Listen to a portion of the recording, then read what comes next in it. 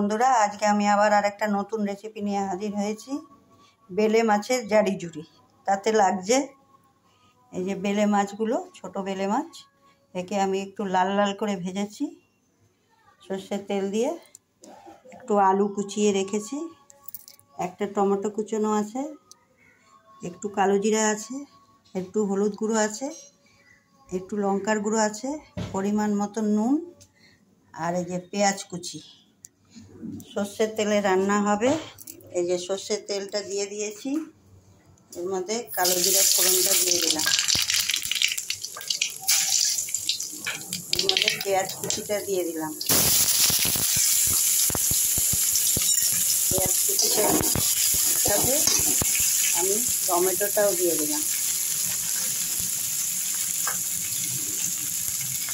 নুন দিয়ে দিলাম, দিয়ে এটা একটু ভাজা ভাজা করি। দেখুন পেঁয়াজ টমেটোগুলো একটু ভাজা হয়ে গেছে, এর মধ্যে আলুগুলো দিয়ে দিচ্ছি।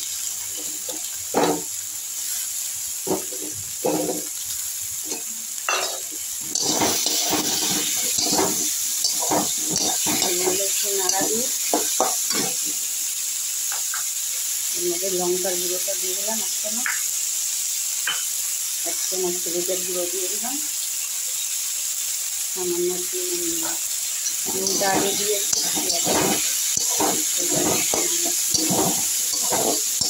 নাড়াচাড়া করে দিয়ে একটু ঢাকা দিয়ে দিলাম।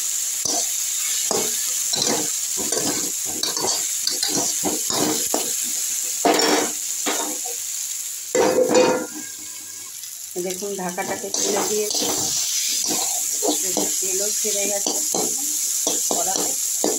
এরপরে আমি একটু জল দিয়ে দিচ্ছি, জল দিয়ে এবার মাছগুলো দিয়ে দিচ্ছি।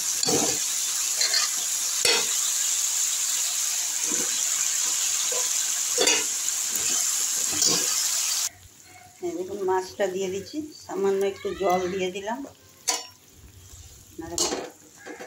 আলুটা একটু সেদ্ধ হবে, আলুটা অবশ্য সেদ্ধ হয়েই গেছে, আর একটুখানি বাকি আছে। এখন এটা ফুটে গেলে, একটু শুকিয়ে গেলেই নামাবো। দেখুন এটা হয়ে গেছে। আমি এতে ধনে পাতা দিইনি, কারোর যদি ইচ্ছা হয় ধনে পাতা দিতে, ধনে পাতা দিতে পারেন। আমার খুব একটা ভালো লাগে না ধনে পাতার ফ্লেভারটা, তাই জন্য আমি সব কিছুতে দিই না ধনে পাতা। আপনারা ইচ্ছা করলে ধনে পাতা দেন। দেখুন দেখতে এরকম হয়েছে বেলে মাছের জারি জুড়ি। খেয়ে দেখবেন একবার বানিয়ে, খুব ভালো লাগে। আমি খুব ঘরোয়া উপকরণ দিই সব কিছু রান্না করতে চেষ্টা করি।